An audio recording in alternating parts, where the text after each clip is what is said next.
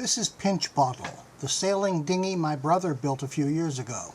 Actually, she could be called Pinch 2, but that's a story for another time. To get ready for our sail, my brother is untying Pinch from the dock.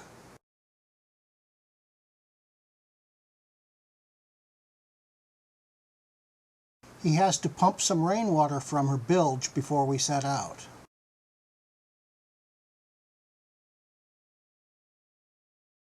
This is Thora, the double-ended Tahiti ketch built by our parents years ago, now kept by my brother. It's a short row from the dock to Thora's mooring, fastened fore and aft to pilings in the harbor.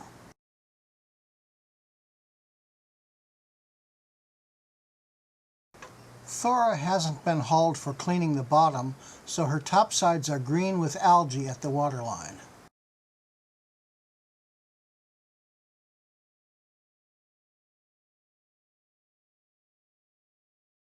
Both pilings have herring gulls sitting on them nonchalantly, but still watching us as we start the engine, cast off the mooring lines, and set off down the channel toward the Sound.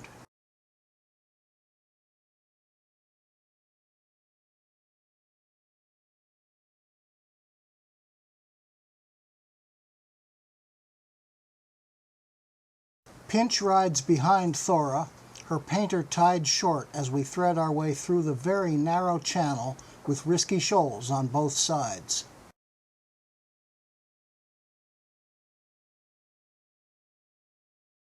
We make a turn to starboard and head out toward the Sound, passing a low sandy island that shelters the harbor.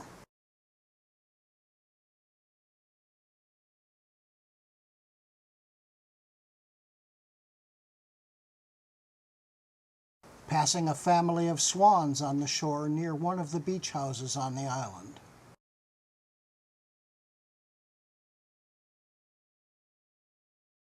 We heave to at the end of the channel, raise sail, and set off into Long Island Sound.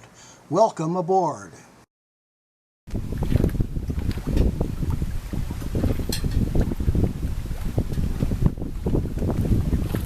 Close to shore, the waters of the Sound are still fairly flat, and the wind is relatively gentle.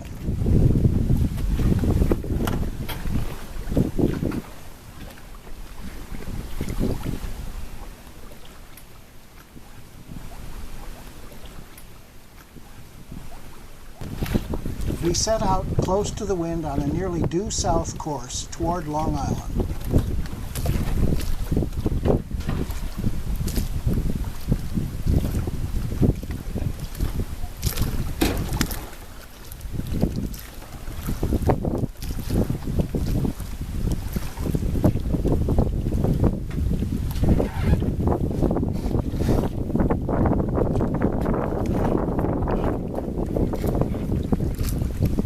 We let Pinch's painter out so she can ride more easily as we sail, drawing away from the Connecticut shore.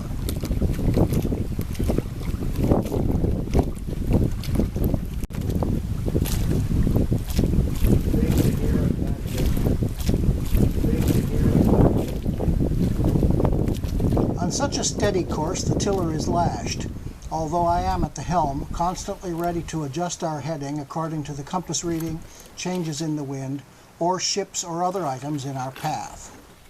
I sit in the cockpit where all controls are available, engine, radio, and all halyards. The Tahiti ketch is a perfect single-hander. My brother is below in the spacious cabin, with full 6-foot headroom and bunks for 4.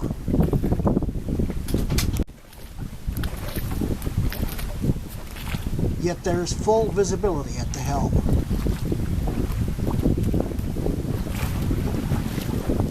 When we set out, stormy weather can be seen on all sides, but while it is overcast, there's no sign of rain nearby. We pass one of a number of lobster pots that are set around the entrance to the harbor and some distance out into the Sound.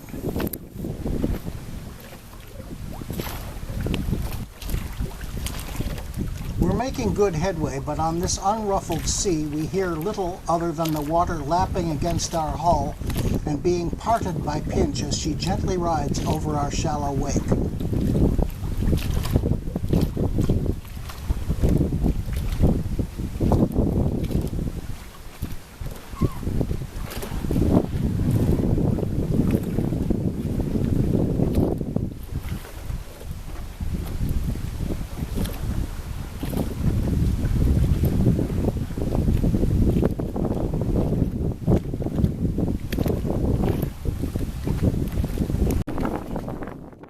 The ensign flutters against the mizzen sail.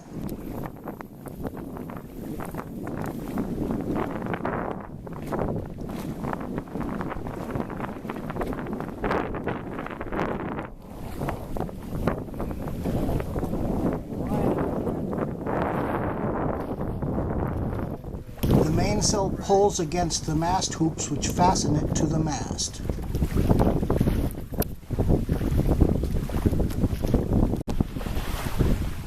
Standing in the bow, our forward progress can be seen more clearly as we cut through the water.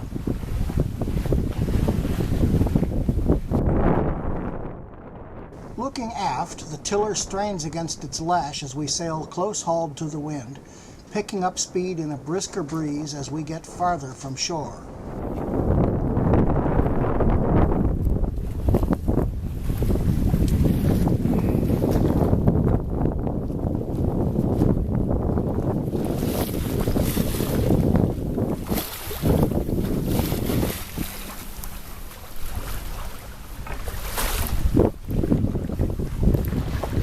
Now we're making good time, moving at a brisk clip in the freshening breeze.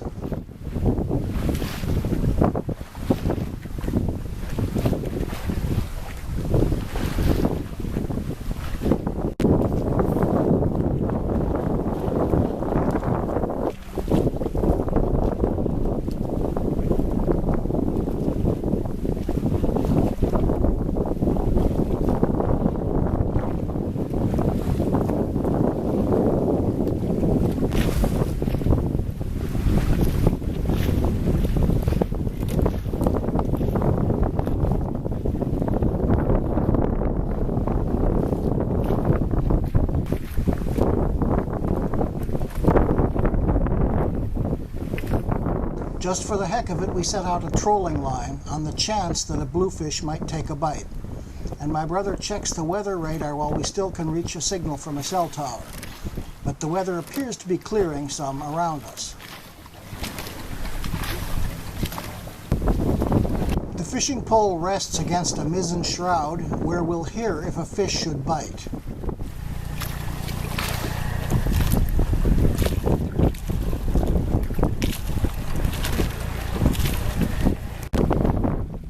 The breeze continues to freshen, and we come into some low swells rolling across the sound.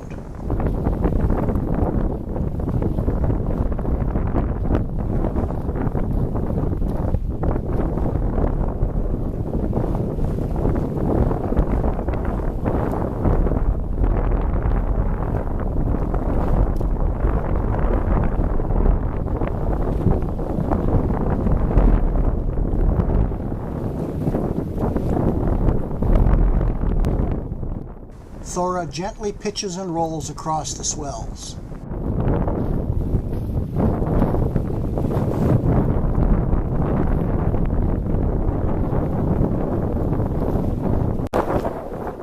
The wind continues to freshen, causing miniature whitecaps to appear on some of the swells, and we see white water roll back from our bow as it slices through the swells.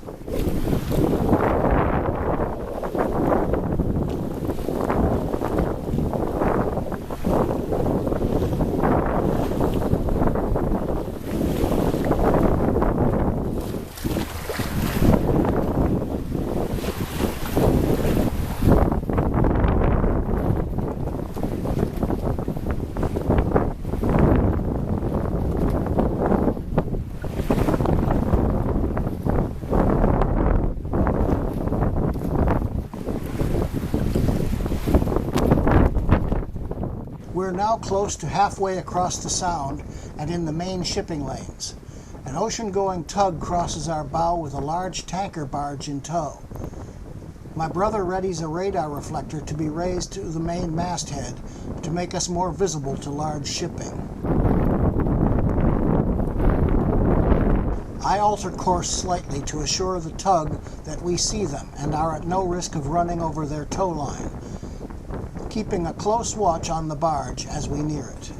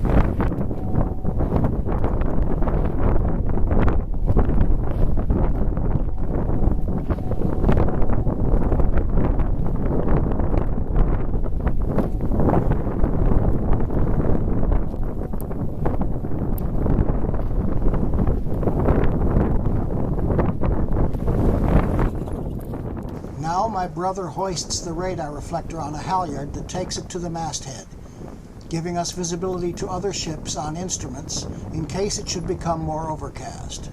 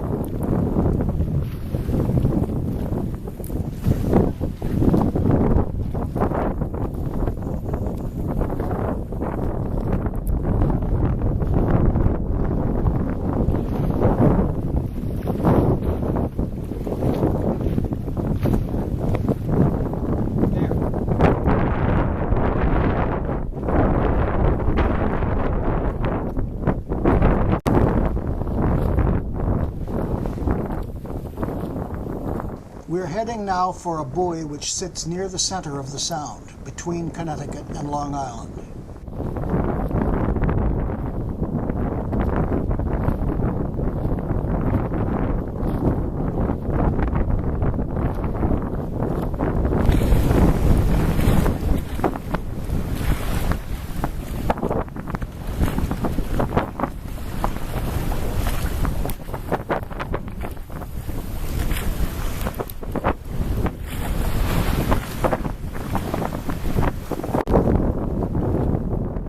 The breeze continues to freshen and we're pointing very close to the wind while being set down on the buoy by the strong current of the sound.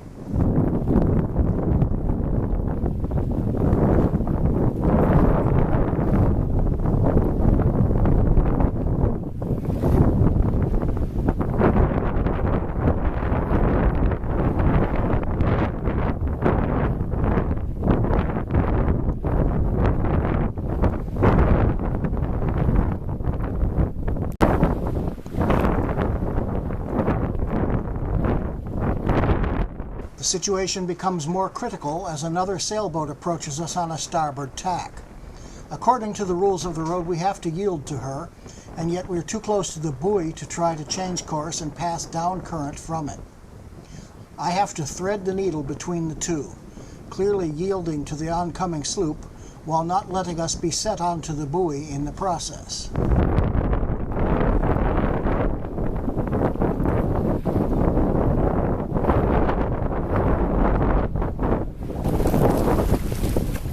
We successfully sneak past the buoy, but a bit closer than would have been comfortable.